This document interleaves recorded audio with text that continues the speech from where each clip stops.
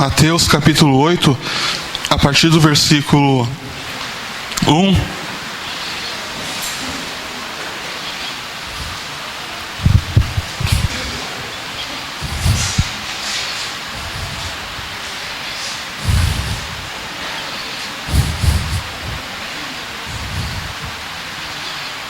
Encontrou? Mateus 8, a partir do versículo 1 diz assim: Quando ele desceu do monte, grandes multidões o seguiram. Um leproso, aproximando-se, adorou de joelho e disse: Senhor, se quiseres, podes purificar-me. Jesus estendeu a mão, tocou nele e disse: Quero, seja purificado. Imediatamente ele foi purificado da lepra. Em seguida Jesus lhe disse: Ore, não conte isso a ninguém, mas vá mostrar-se ao sacerdote e apresente a oferta que Moisés ordenou, para que sirva de testemunho. Amém? Pai, nós mais uma vez oramos a Ti. Agora, Pai, no momento de queremos compartilhar, ouvir a Tua palavra, pedimos que o Senhor abra os nossos corações, abra os nossos ouvidos, Senhor. Pai, a nossa visão, para que possamos entender, compreender, enxergar tudo aquilo que o Senhor quer nos falar, Senhor, através da Tua palavra, Senhor.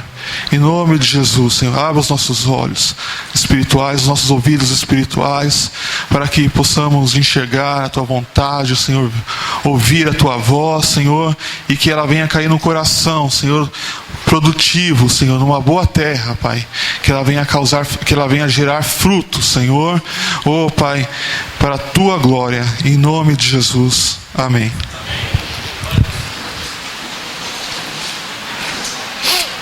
Bom, eu no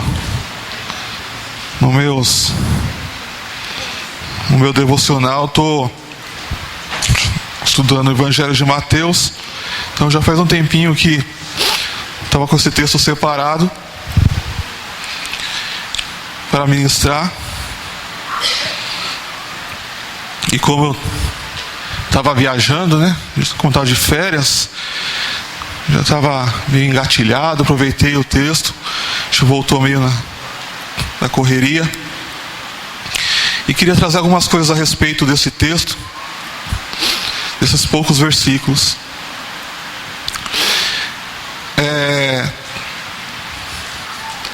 No capítulo 8 e no capítulo 9 de Mateus, que escreveu, ele relata uma série de milagres, 9 ou 10, dependendo de como você contar lá, que tem gente que separa 2 dos milagres, aí conta 10, tem um que conta, tem gente que conta um só, por isso fica 9, mas ele vem no capítulo 8 e no capítulo 9, ele registra, Mateus ali, uma série de milagres, né, de várias naturezas. Jesus curando paralítico, curando leproso, acalmando a tempestade.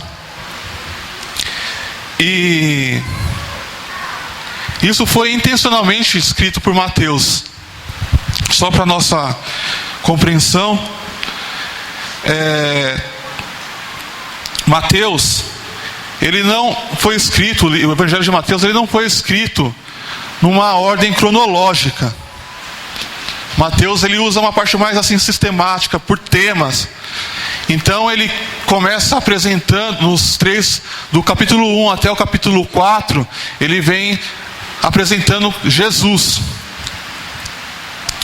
Depois, do capítulo 5 até o capítulo 7, ele traz princípios. E agora do 8, 9, ele vem trazendo milagres. Então, se você às vezes vai comparar os outros evangelhos, principalmente Marcos e Lucas, que são bem parecidos, relatam bastante coisa que tem em Mateus, às vezes a ordem parece diferente, porque Mateus não estava preocupado muito com a ordem cronológica, mas assim, ele estava por temas ele estava separando. E Mateus escreve especialmente para os judeus. E para mostrar para os judeus que Jesus era rei, era o Messias que eles estavam esperando. Marcos apresenta Jesus como servo. Lucas apresenta Jesus como filho do homem. E João apresenta Jesus como Deus. E Mateus como rei. Então, Mateus vem apresentando, primeiro ele apresenta o rei, do capítulo 1 até o capítulo 4. Depois, do capítulo 5 até o capítulo 7, ele apresenta o que? Os princípios, a ética, os valores do reino, daquele rei. Que ali é o Sermão do Monte, as bem-aventuranças, ele vai trazendo. E agora chega no capítulo 8, no versículo 9, ele apresenta o que? Os milagres. Por quê? Qual é a intenção de Mateus? Ele quer mostrar o poder do rei. Né? Porque eu vou falar um pouquinho de cultura nerd aqui, né, irmãos? Eu sou jovem, quase adolescente, né? Então, eu lembro quem já assistiu aí os filmes de super-herói, né? Tem o primeiro filme lá eu lembro que tem uma cena que está cheia de inimigo, um monte de polícia tentando matar os inimigos, de repente aparece lá o Capitão América, do nada. E fala assim, os policiais, manda esse pessoal aqui ir pro metrô, faz uma barreira ali, faz isso, faz aquilo, faz isso, manda tudo. Aí os policiais, quem é você para me dar a ordem? Aí de repente ele vem, destrói todo mundo sozinho, né? Filme de super-herói, mata todo mundo. Aí o policial, vai, tira todo mundo aqui, manda a gente pro metrô, né? Assim que ele viu quem era o Capitão América ali, eles obedeceram. E a intenção de Mateus, é uma brincadeira só para, né, só uma ilustração. A intenção de Mateus é o mesmo, porque Jesus vem, o quê? Dando ordem, apresentando princípios e valores. E de repente as pessoas podem falar assim, mas quem é você para me dar ordem ou para falar alguma coisa? E aí por isso, logo após esses mandamentos, esses princípios, esses valores, Mateus apresenta o quê? O poder do rei. Porque ali os milagres, eles são as credenciais que dão autoridade para Jesus. Então eles olham para os milagres e falam assim, realmente esse daí, né, não foi assim. Mas era para eles olhar para os milagres e falar assim, realmente esse daí é o Messias esperado. Esse daí tem poder. Então Jesus não só deu princípios, mas ele mostrou que ele tinha poder. E que ele deveria, né, e que o povo devia obedecê-lo. Paulo fala na primeira carta aos Coríntios que os judeus pedem sinais. Então, Jesus operar milagres era principalmente para os judeus, porque os judeus esperavam o Messias operando sinais. Primeiro, para cumprir as profecias do Antigo Testamento. E segundo, também para manifestar o reino que estava chegando aí na terra. Então, milagres era uma forma de abrir o caminho para Jesus, de mostrar que ele realmente era o rei esperado. Infelizmente a gente sabe, né, que não foi assim. Mesmo com sinais, mesmo com bastante milagres que Jesus operou entre os judeus, muitos não creram nele. E Jesus mesmo fala, né, que se os sinais, os milagres que ele operou ali no meio do povo fosse realizado, né, em Sodoma ou Tiro-Sidom, acha isso, né? Eles iam se converter, mas o povo via os milagres e não se convertia, não se entregava. Eles iam muito atrás de Jesus por causa dos milagres, mas não entregava a vida deles a Jesus. Então é isso, Jesus, a intenção aqui de Mateus é mostrar Jesus como rei. Então eu falei, ele apresenta a pessoa do rei, ele apresenta os princípios, a ética e valores do reino, e no capítulo 8 e 9 ele apresenta o poder do rei.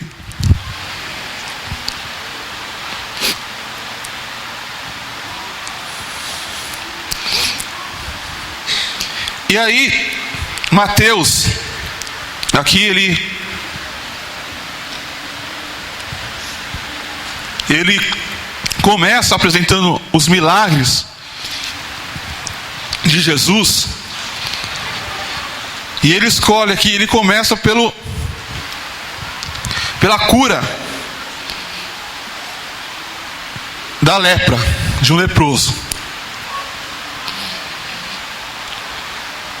E por que ele escolhe isso? Porque a lepra, curar um leproso, na época, era considerado tão difícil como ressuscitar um morto. Lá no segundo livro de Reis, capítulo 5, versículo 7, eu não sei quantos aqui conhecem a história de Naamã e o profeta Eliseu. E o rei da Síria, Naamã, tinha lepra. Naamã era leproso. E uma pessoa lá na Síria indicou o profeta Eliseu em Israel, lá em Samaria. E o rei da Síria fez uma carta para o rei de Israel, pedindo para que o rei de Israel atendesse e curasse ali Naamã. E o rei de Israel, aí quando o rei de Israel recebeu a carta, ele diz assim, no capítulo 5, versículo 7 do segundo Reis: assim que o rei de Israel leu a carta, rasgou as vestes e disse: por acaso sou Deus capaz de conceder vida ou morte? Por que este homem me envia alguém para que eu cure da lepra? Vejam como ele procura um motivo para se desentender comigo. Ou seja, o rei de Israel está pensando que o rei da Síria estava querendo um motivo para arranjar briga lá. Mas você vê que ele fica assim, não, ele rasgou, falou assim: eu não tenho. Quem sou eu para dar vida ou a morte? Eu não tenho poder para curar a lepra, porque a lepra era uma doença que assim, era quase incurável lá pro povo judeu, para aquela época, não só para o judeu, mas para aquela época. Hoje, graças a Deus, a lepra, ela é hanseníase, faz isso, meu ouvido, é controlado. Mas naquela época era um negócio, era esquisito, tinha vários tipos. A gente nem sabe se a lepra do Novo Testamento é a mesma lepra que tinha no Antigo Testamento. Então, tinha vários estágios. Era um negócio, depois você vê lá em Levítico, capítulo 13, 14. O negócio apresentava um sintoma, já tinha que ir para o sacerdote já deixava o leproso 7 dias já separado, porque tinha sinal, já separa ele. Deixa ele lá separado. Depois de 7 dias ele tinha que voltar, se apresentar para o sacerdote ia olhar de novo, ver, não é lepra, pode voltar, pode ficar junto do povo. Não, é lepra, se isola. E é um negócio que vai e volta. Então assim, lepra era um negócio complicado. Ser leproso era interpretado como ser amaldiçoado por Deus. A lepra era considerada entre os judeus como um sinal do descontentamento de Deus. Encontramos Miriam, Gease e Uzias castigados com lepra por algum pecado em particular. A gente tem Miriam, que criticou Moisés e ficou leprosa. Ela criticou Moisés e Deus mandou uma lepra sobre Miriam. Ela teve que ficar 7 dias ali isolada. Nós temos Gease, que aqui nesse relato que a gente está falando de Naamã, depois que Eliseu cura ali, é usado para curar Naamã da lepra. Naamã tenta oferecer, dá uma recompensa, dinheiro, algumas coisas para Eliseu. Eliseu não aceita. Mas Geazi ali, que era um servo de Eliseu, foi atrás de Naamã e pediu dinheiro. Fala, não, apareceu lá, a gente aceita, manda dar só isso, dá um pouquinho pra gente que a gente aceita. E aí voltou, a Eliseu perguntou para Geazi, o que você fez? Eu estava com você em espírito. Não era para a gente pegar nada de Naamã.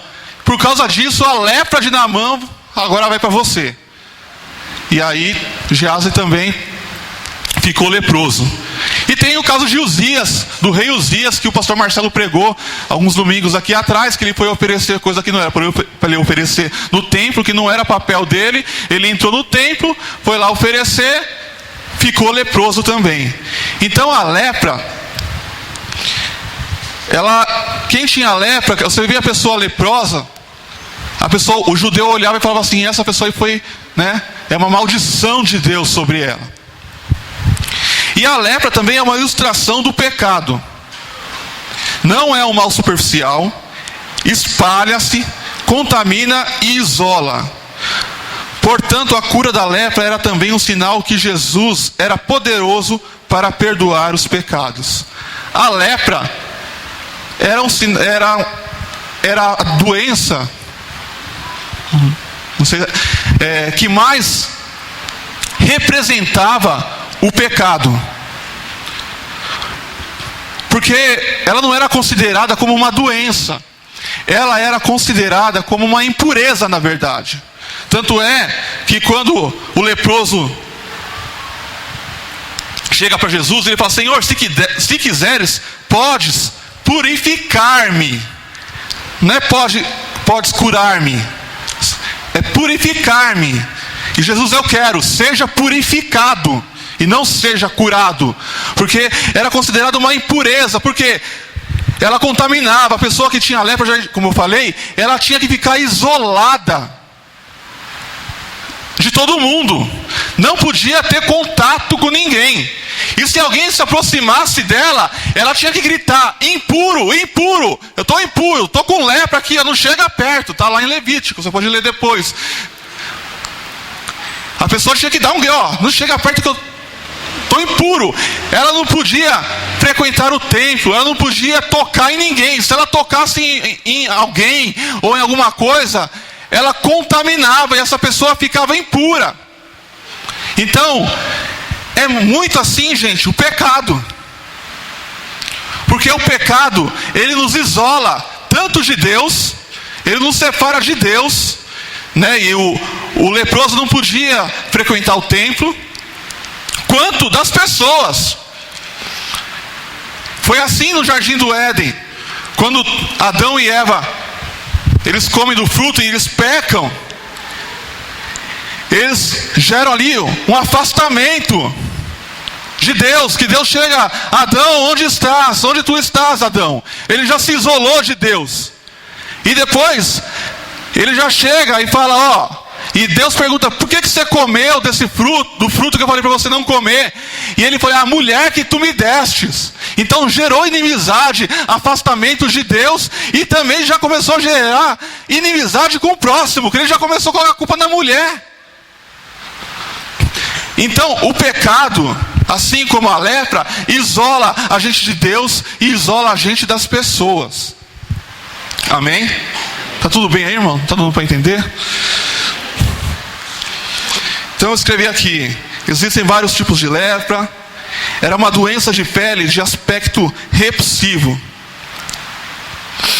Aqui, como a lepra, na sua maneira de espalhar-se pelo corpo e de devastá-lo, é um tipo impressionante do pecado da alma. É completamente adequado que a sua cura seja mencionado como uma purificação. O leproso era isolado do restante da sociedade. Leprosos eram considerados párias sociais. Tocar um leproso era proibido. Contraía impurezas. Ficava cerimonialmente impuro. E aqui, só para título de informação, a regulamentação havia sido amenizada. Exceto no caso de cidades muradas, o leproso tinha permissão para morar entre os seus compatriotas, desde que ele vivesse sozinho numa casa. Mas isso também é só, irmãos, É só para título de informação. E o que eu queria compartilhar mesmo é algumas atitudes que nós podemos aprender com esse leproso. Quando Jesus desceu do monte, grandes multidões o seguiram. Um leproso, aproximando-se, adorou-o de joelhos e disse: Senhor, se quiseres, podes purificar-me. A primeira atitude que eu queria compartilhar com os irmãos, que a gente pode aprender com esse leproso, primeiro, é ousadia.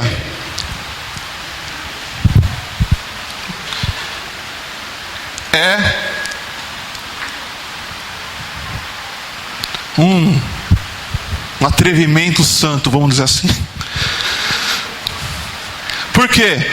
Porque o leproso, ele não podia chegar perto de ninguém. Ele não podia se aproximar de outra pessoa. Se a pessoa estivesse chegando perto dele, ele tinha que avisar: impuro, impuro. Mas aqui a Bíblia fala que quando Jesus sempre parte de Jesus, sempre parte de Deus a iniciativa. Quando Jesus desce do monte e está passando, aquele leproso, ele teve a ousadia de se aproximar de Jesus.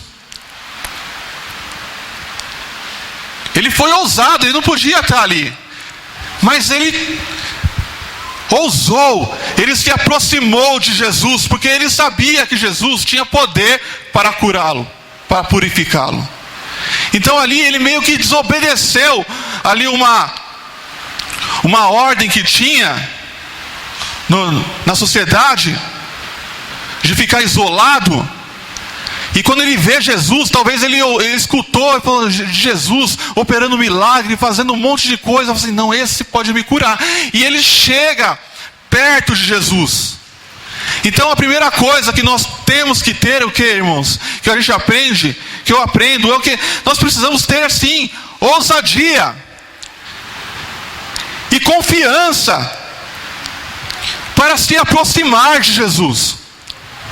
Para se aproximar de Jesus, para chegar perto dele. Lá em Hebreus,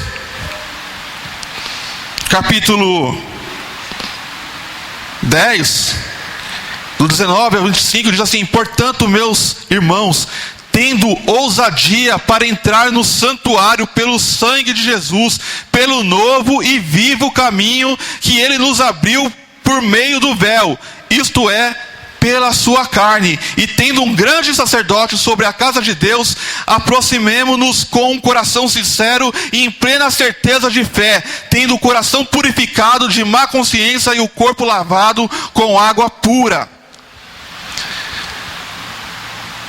Jesus, quando morreu, ele rasgou o véu do templo, foi rasgado. E hoje nós temos liberdade para se aproximar, para chegar aos pés de Jesus, para clamar por Ele, aos pés dEle. Nós não precisamos mais, irmãos, de intermediário. Você não precisa mais, irmãos, aqui que: pastor, ora por mim, ô líder, ora por mim. Não estou falando que você não pode pedir oração para o pastor. Deve, ou para o líder, deve, para o irmão, deve também. Mas você pode na sua casa, você tem a liberdade de orar pela sua vida, pela vida do seu marido, pela vida da sua esposa, pela vida do seu filho. Você não precisa entrar no desespero. Não, irmão, Deus rasgou, ali o véu do templo foi rasgado, e você hoje tem ousadia, você tem confiança, você tem acesso à sala do trono. Então seja ousado na presença do Senhor, se aproxime de Jesus. Não fique longe, não fique tímido. Se aproxime dele, faça como esse leproso. Se aproxime de Jesus. Ele está passando, Ele está aqui, Ele está contigo, Ele habita em você, o Espírito Santo habita em você. Seja ousado na presença dele. Peça, ore. E aqui, a segunda atitude é reverência e quebrantamento. Porque aqui o texto fala que o leproso, aproximando-se de Jesus, adorou. Lá em Marcos fala que suplicou de joelhos. Em Lucas fala que prostou-se rosto em terra. Então, não é só se aproximar de Jesus, é se aproximar de Jesus com reverência, com quebrantamento. É chegar reconhecendo que Ele é o Senhor, que Ele é Deus. Então chegue com ousadia, mas chegue de joelhos, adorando, dizendo: Senhor, eu me prostro, eu suplico, eu me jogo em terra, porque Tu és o Senhor. Não chegue com a cabeça levantada, se achando tal. Não, chegue em adoração, em quebrantamento, em reverência, reconhecendo que Ele é Deus, que Ele é Senhor. Faça isso. Então, ousadia e reverência, quebrantamento, adoração. Vá, prostre-se de joelho na presença do seu Senhor. E a terceira atitude que a gente aprende com o leproso: não duvide do poder de Jesus. Porque ele fala: Senhor, se quiseres, podes purificar-me.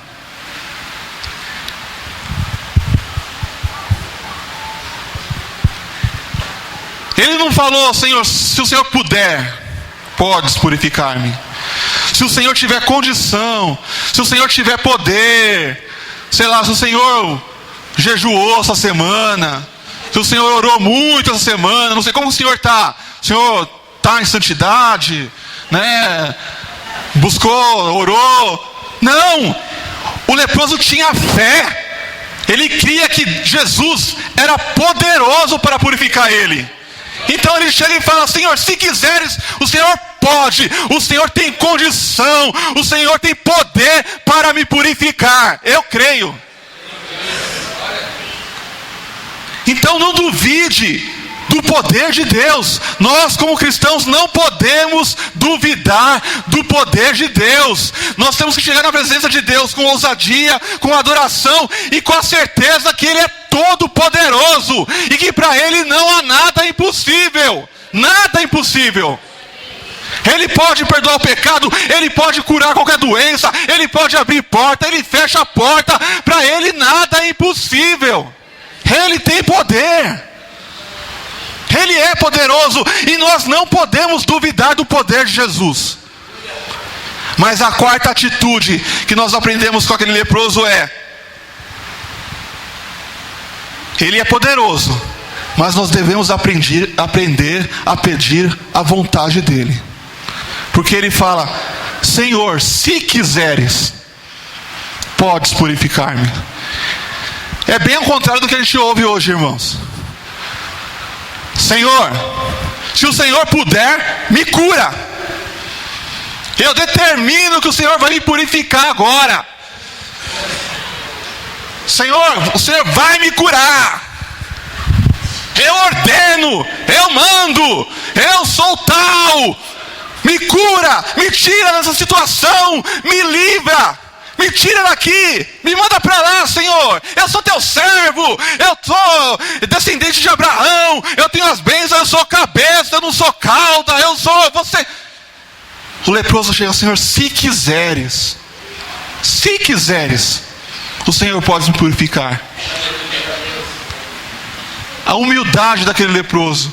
Ele não chegou determinando nada, mandando nada, ordenando nada, tomando posse de nada. Senhor, se o Senhor quiser, poder eu sei que o Senhor tem, eu sei que o Senhor é todo poderoso, mas eu não sei se o Senhor quer. Se o Senhor quiser, o Senhor pode me purificar. O Augustus Nicodemos, né, para quem gosta de ouvir, ele fala o seguinte: é preciso mais fé para dizer Senhor, seja feita a tua vontade, do que mais fé para dizer Senhor, me cura.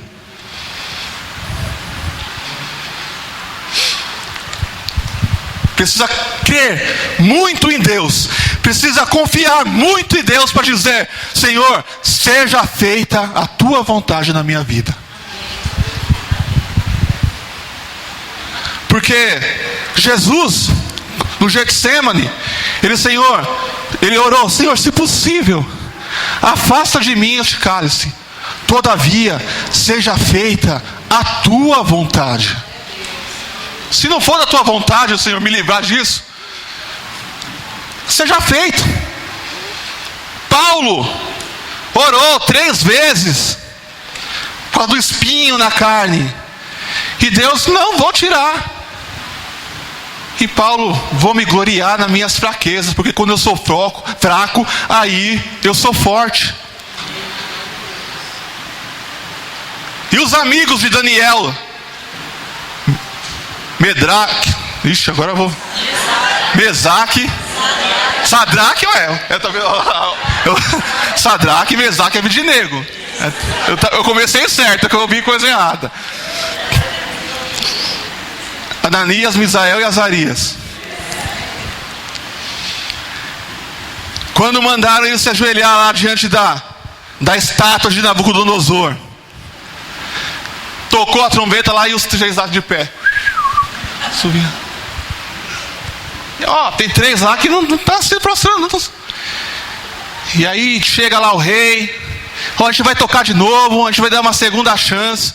Talvez você esteja que nem o pastor Marcelo aí, né? O pastor Mer com dor no ouvido, ele não ouviu direito. Então a gente vai tocar de novo.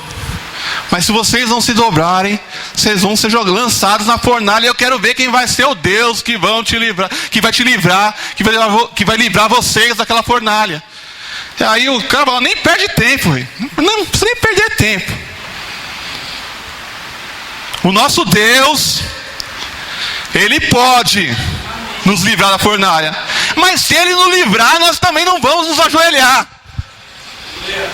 É mais ou menos, né? Ele tem poder para nos livrar da fornalha. Mas se Ele quiser, a gente não sabe se Ele quer. Mas Ele tem poder. Mas se Ele não quiser também, nós vamos ficar de pé. Então não perde tempo. E a história, né? Todo mundo conhece.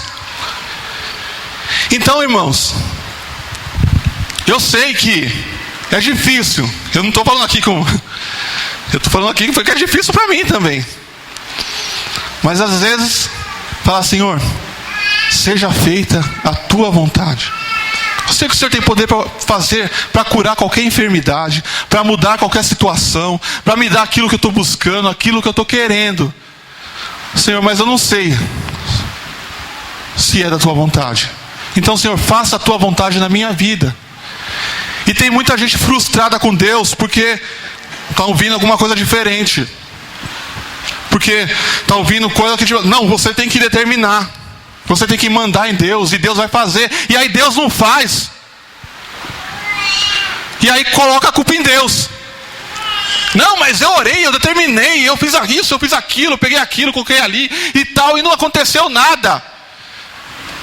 É porque, irmãos, seja feita a tua vontade, Senhor. Se o Senhor quiser me deixar assim, do jeito que eu estou, eu não vou me prostrar diante da estátua de Nabucodonosor. Eu vou permanecer fiel, obediente a Ti, Senhor. Amém? Nem sempre sabemos com certeza qual é a vontade de Deus. Mas como cristãos, não devemos e nem podemos duvidar do poder de Deus.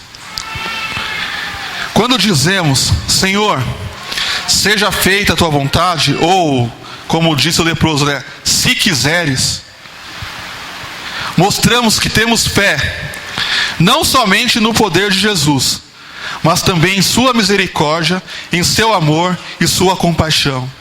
Temos a certeza e a confiança de que Ele tem o melhor para nós.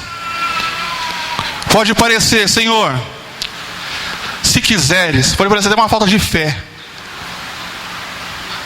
Não, você tem que ter fé, Ele quer. Mas quando você fala: Senhor, seja feita a tua vontade, você não está só confiando no poder de Deus, você está confiando no caráter de Deus, na pessoa de Deus. Você está mostrando que você tem confiança na misericórdia, no amor e na compaixão dEle, porque você sabe que Ele é teu Pai, e que Ele tem o melhor, e que Ele quer o melhor para você. Porque nem sempre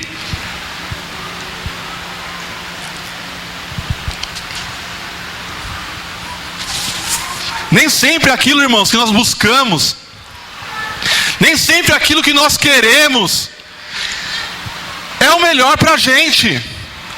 Muitas vezes a gente acha que é o melhor, a gente pensa que é o melhor, mas a única, pessoa, o único que sabe o que é melhor para a gente é Deus. E Ele não só sabe o que é melhor para a gente, para nós, como Ele quer o melhor para nós. E nós devemos confiar no amor dEle, na compaixão, no caráter dEle, e falar: Senhor, seja feita a Tua vontade. Eu quero isso, Senhor. Eu busco isso, Senhor. Abre aquela porta para mim, Senhor.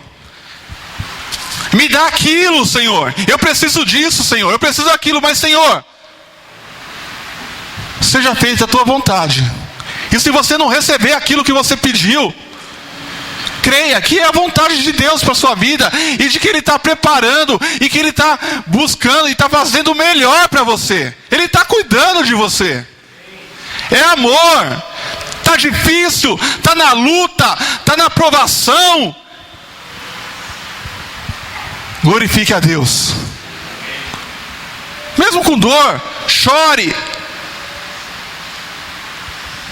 Você pode chorar, pode sentir dor, pode falar: está difícil, Senhor, mas eu quero passar, eu quero enfrentar por este momento na minha vida, porque eu sei que é o Senhor que está me forjando, que está me preparando, que está trabalhando na minha vida, e que a Tua vontade está sendo realizada na minha vida. Lógico, irmãos? Lá Pedro fala que ninguém sofra, sendo ladrão, malfeitor. Então, às vezes o sofrimento não é Deus, é consequência de um pecado, de um mau caráter, de uma atitude errada, de alguma coisa que nós fizemos que não é certo. Se você roubar, você vai ser preso, irmãos.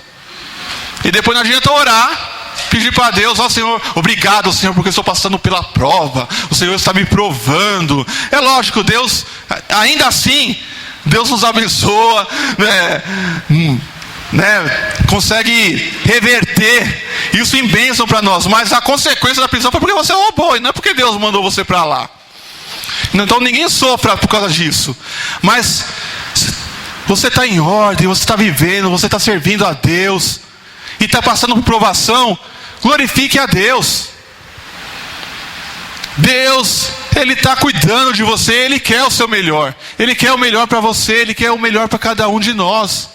Confie no caráter do Senhor. Amém?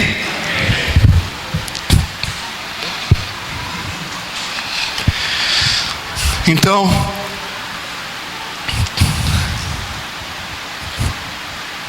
para concluir, aqui no versículo 4, em seguida, só para terminar a passagem, Jesus lhe disse: olhe, não conte isso a ninguém, mas vá mostrar-se ao sacerdote e apresente a oferta que Moisés ordenou para que sirva de testemunho. Então tinha toda uma cerimônia depois que o leproso era purificado, que ele tinha que voltar para o sacerdote, se apresentar, e aí tinha que oferecer sacrifício ali, tinha pássaro, tinha um monte de coisa, e o sacerdote tinha que averiguar ali, tinha que falar assim: realmente você está curado, pode voltar para o convívio. E Jesus fala para aquele leproso: vai lá, se apresenta ao sacerdote, não fala nada para ninguém. Primeiro que lá em Marcos, se você ler esse mesmo relato, registro no Evangelho de Marcos, já fala que ele não segurou nada, saiu falando para todo mundo. Jesus falou para ele: não fala para ninguém. Ele foi lá e falou para todo mundo. E Jesus falou que não era para falar, porque não era para falar mesmo.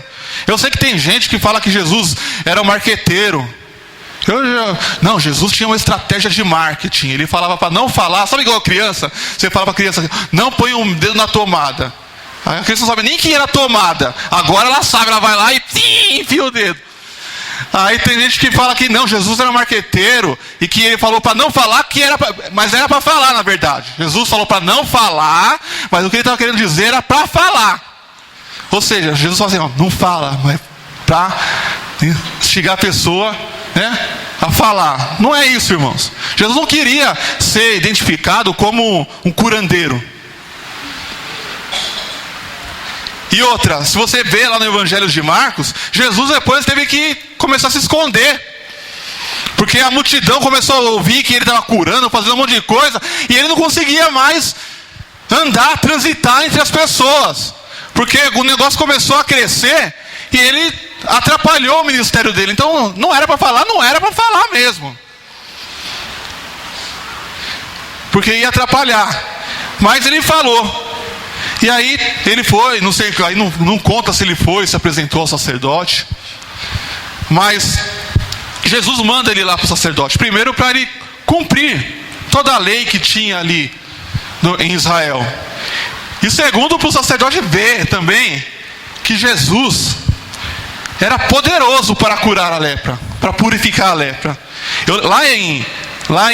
No episódio de Naamã, quando Naamã chega para Eliseu fala assim, vai lá no rio lá e dá 7 timbum lá no rio lá, 7 mergulhos. Aí Naamã já ficou todo revoltado. O que esse cara está querendo com isso? Não tem, os nossos rios lá na Síria são melhores que esse. Eu não vou ficar 7 vezes mergulhando no rio, não vou fazer isso. Aí o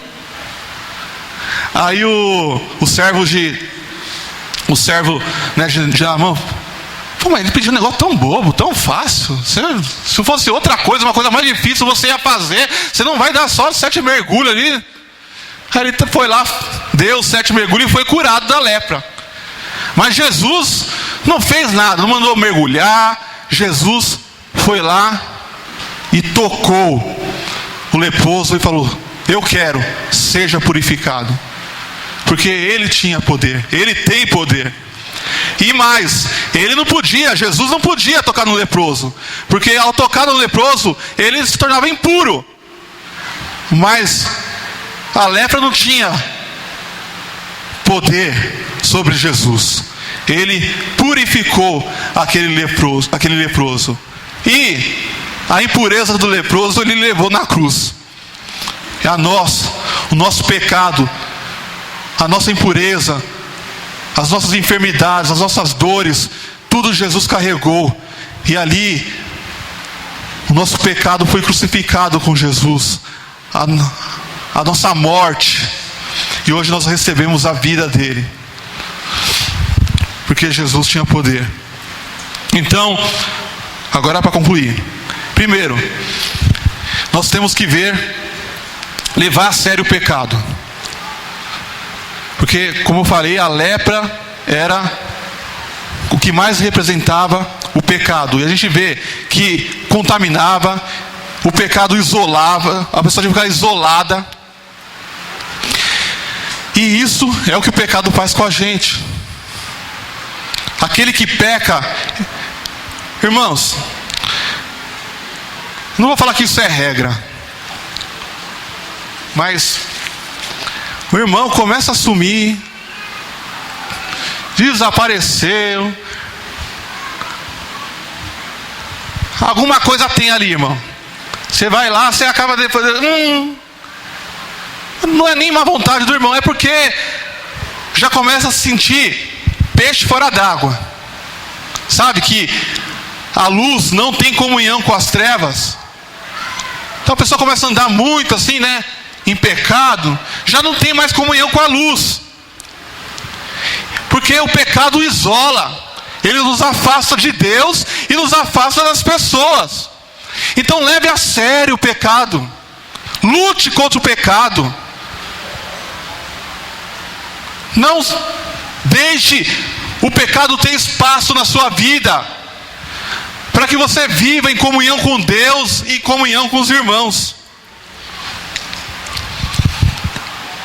Segundo, Jesus é o nosso sumo sacerdote, que tem o poder para curar nossas feridas e perdoar os nossos pecados.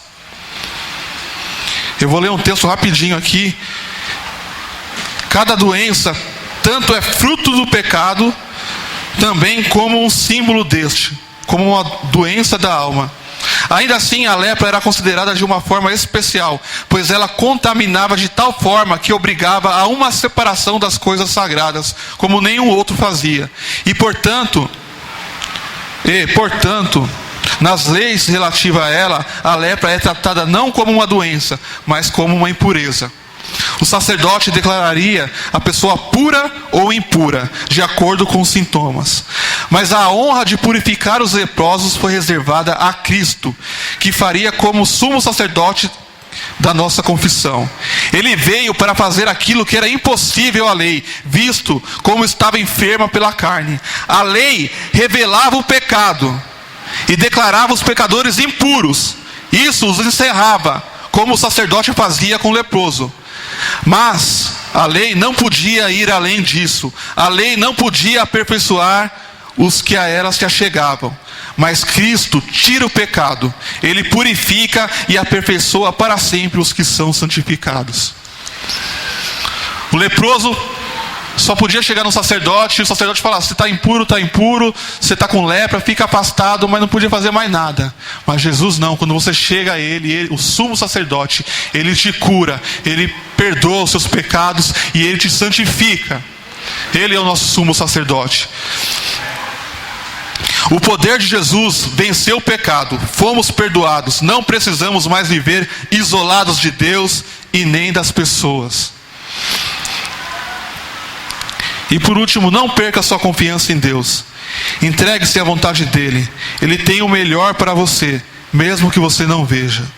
Confie no seu poder, na sua compaixão e no seu amor. Amém?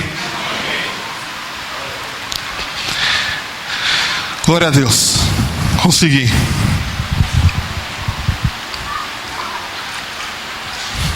Vamos orar, irmãos?